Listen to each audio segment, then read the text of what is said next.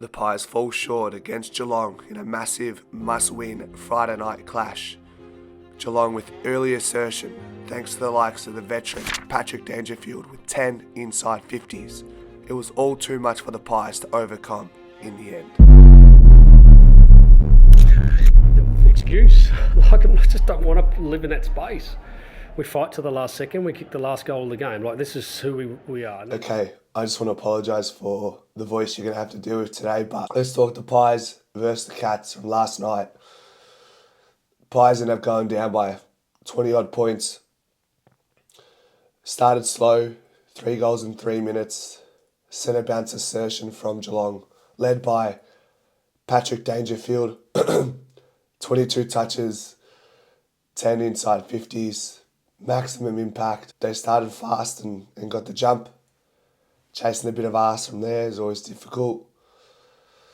We were minus 18 when it comes to scores from centre bounce. 24-6 is significant, and that is ultimately how Geelong won the game. We were plus 42 in hit-outs, and yet we just weren't able to take advantage of that.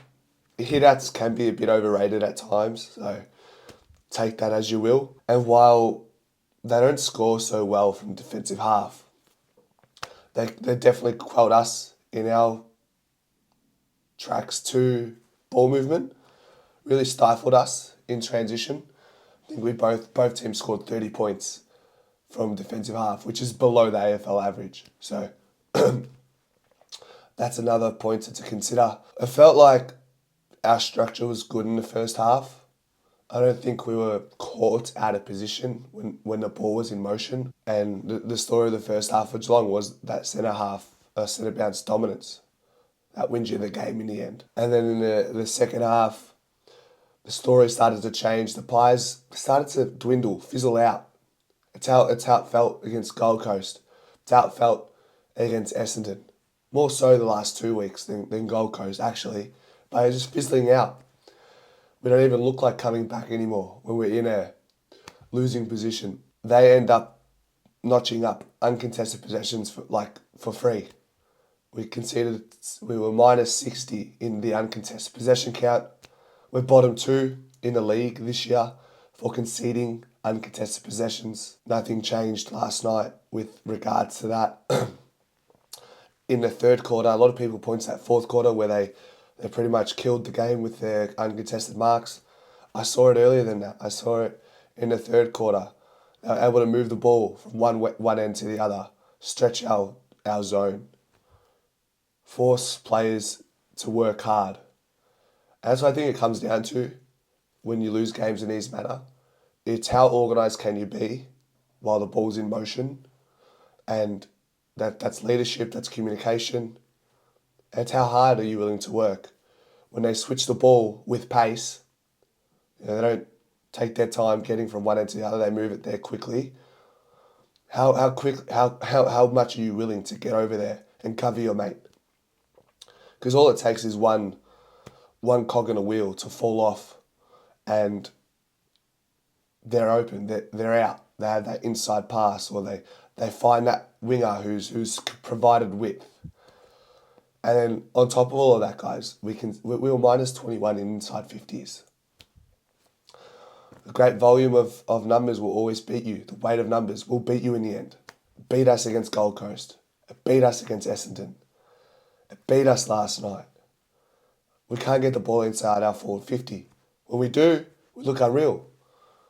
We score more often than not. Over 50% of the time we go into our 50. But it's not enough. It's not enough. So what do we need to do to get there? Our tackling game, our pressure game, our wreak havoc game, we can't do that if we don't have the ball or if the ball's not in dispute. Teams are figuring out if we can just keep the ball off Collingwood for a little bit longer in spurts throughout the game. One, that benefits us because we're not inviting pressure from Collingwood. And two, it drains Collingwood's energy. So when you do decide to flick the switch and go fast, Collingwood are already somewhat cooked because they don't have the ball. They've been chasing the ball. marking space, and then when they go, they've exhausted Collingwood by way of not having the ball mentally, physically. It's a game plan that's worked very well against Collingwood when it comes to what teams do with the ball. Without the ball, they've found ways to pressure Collingwood's surge. They stifled us. So we've been stopped in our tracks. Call these excuses, but injuries, forced retirements, takes a mental toll on you. Lockie Schultz seems like he's out with concussion. We played without Ahhh and Myercheck after last week. It's a different look every week. We need to factor that in, guys. We're trying to remain competitive when our team is not settled. What do?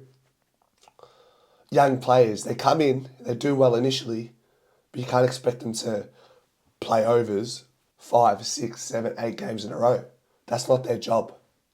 The onus is on the more experienced players. We talk about, is the hunger gone? I don't know. Maybe. But I saw other problems before that. But it's a part of the conversation. Of course it is. Of course you're going to be a little bit more complacent and comfortable with where you're at when you won a flag. Your belly's full. It felt like last night, once again, it was Nick Dacos, then everyone else. Maybe Jamie Elliott, who was great.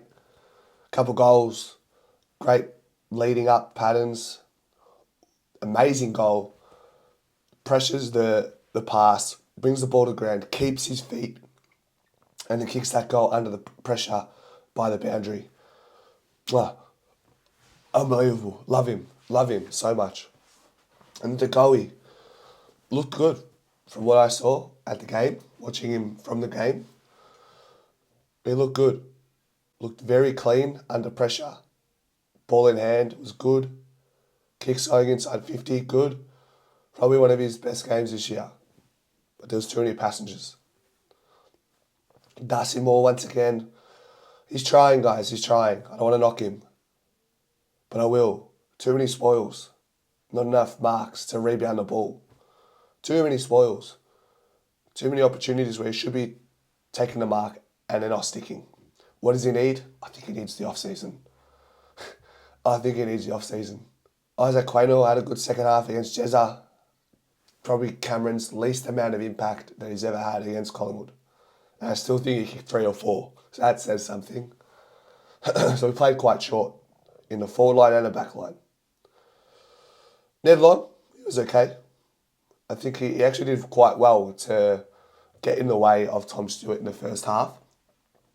In the second half, it looked like Ned ran out of legs a little bit. Does he do enough to keep his spot? Maybe for now. We'll see what happens in the VFL. Lockie Sullivan playing, Finlay, Bytel. Dan McStay is back for his first game. So I'll be watching that at 1 o'clock in a watch along if you guys want to jump in and see how he's playing. I want to see our youngsters, TJ, Demetia, Ed Allen. I want to see a little bit more of what they're about to give you guys more. Pendles and Jack Chris, probably their worst games, respectively, close to for their season as far as amount of impact they had on the game. 14 and 15 disposals, respectively. Bobby Hill, just doing too much right now. He needs to find a gear where he can go back and just look for the easy option. Don't have to try and do everything all the time. Don't have to bring players into the game. It's okay to be selfish. Yeah, that sequence early in the game tries to hit up Jamie Elliott 10 metres away from him. Just go back, take the shot. You're Bobby Hill, mate. You're Mr. Norm Smith. But these selling candy, check side kicks, they're okay. But his disposal, his kick, which is the most important thing, is going nowhere after he does all that. And I dare say it's because of all of that stuff he's done that preceded that kick that puts him in a position where he just has to rush his kick. He doesn't have as much time on the ball and he does all these extra things. And everybody knows it's coming now. So while they still aren't really able to close him down, but they can apply more pressure than maybe what he's received in the past. So it's been a down couple games for Bobby Hill. I expect him to bounce back, but disappointing. Nathan Kruger was really good, really good. Loved him. Good aerial presence, hardly beaten in the air. Geelong had hardly any intercept marks. I think in the last 5 games, as Caleb mentioned, they were the number 1 intercept marking team. We took that away from them thanks to the likes of your Krugers just being a menace, a nuisance in the air. I love his game. I love his game.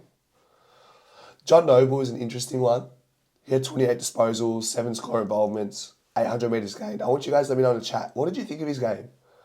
When I saw his game watching him live, I just thought he was a bit fumbly. His disposal was a bit poor. But looking back at the stats, it says he played okay. People talking about his game when Darcy Cameron was interviewed, when John Noble was interviewed. People seemed impressed from his game. Did I miss something? Am I being a bit hypercritical on the man? I don't know. What about Oliver Henry's celebration in that last quarter to basically put us away? Oh, that hurts. That hurts, doesn't it? God, what do you do? Anyway, 6 games to go. If we can make finals from here, we can get excited. Because the teams we need to beat to get to the final series now, Carlton, Sydney, Brisbane, Hawthorn. Throw Melbourne in there, throw Richmond in there. Doesn't get any easier, does it?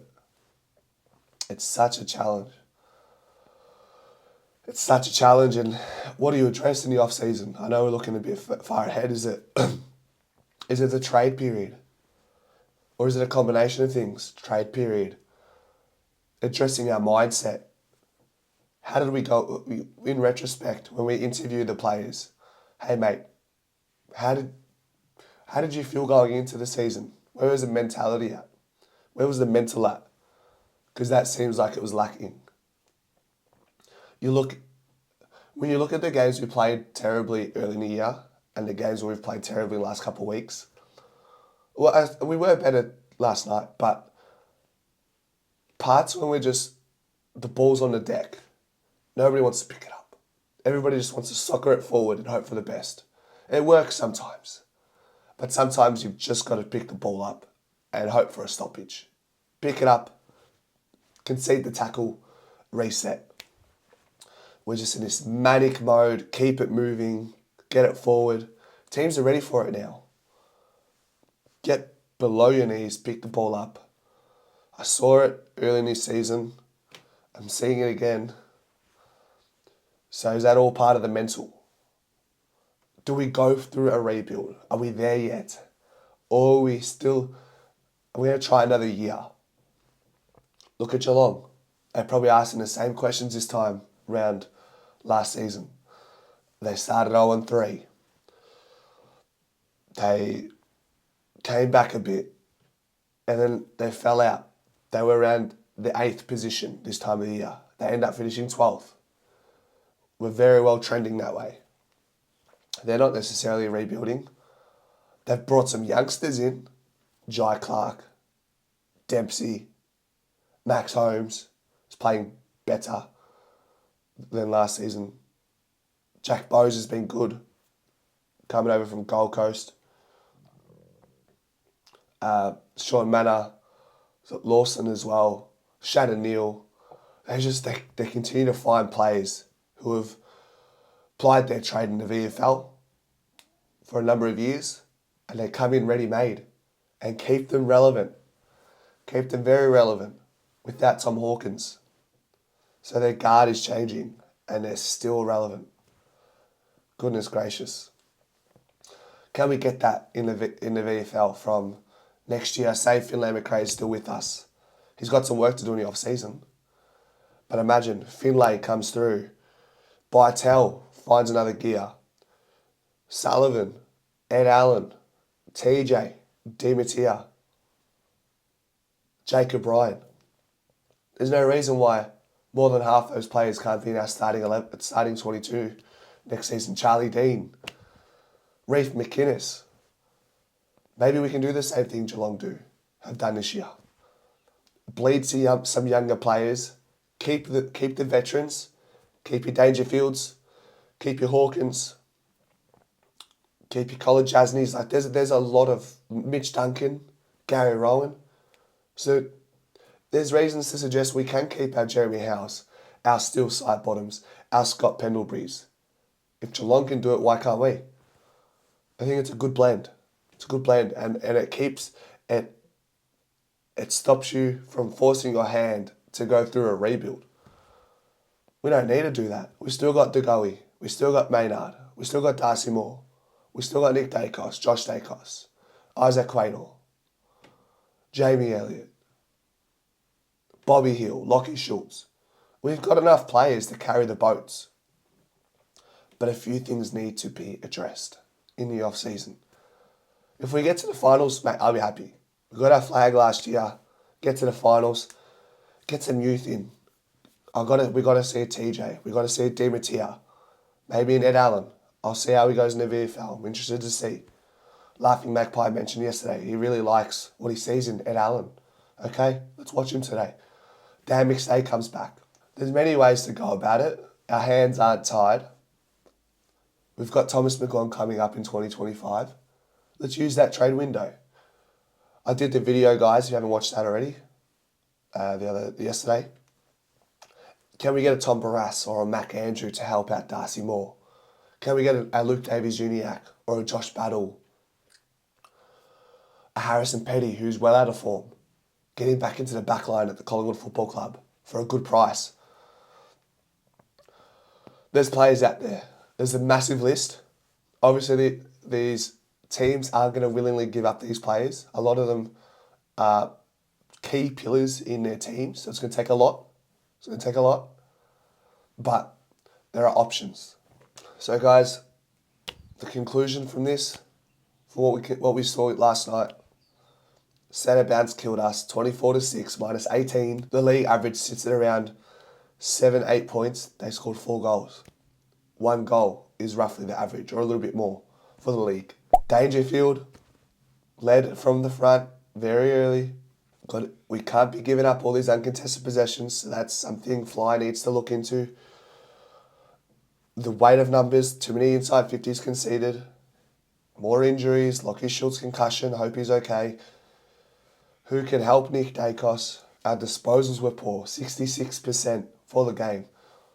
That I don't know if that's our lowest this season, but it'd be close to. It'd have to be close to. But it was positive. We stopped their intercept marking game. Darcy Cameron had some fun in the ruck against Sam De Koning. Maybe the reason why we didn't take full advantage was Geelong maybe sharking taps. Too many negative taps going back, forcing our midfielders to run towards our defensive line when collecting the ball in the centre. Sam De Koning, while he doesn't win the taps, they ensure that he's able to impact what happens once the ball is tapped. I think he still had 20-odd disposals. Let's see. Sam De Koning, 22 disposals, 4 clearances. So he's still having an impact on the ground. But yeah, Darcy Cameron, he had his 18 disposals. I think he had some intercept marks once again. Got his 2 intercept marks, 2 contested marks. Again, if it wasn't for Nick Dacos, he'd be my bolter or my favourite for the Copeland Trophy. I love everything that man does. All right, guys, let's keep it moving. Go Pies. Cats win. It's top 4 for them.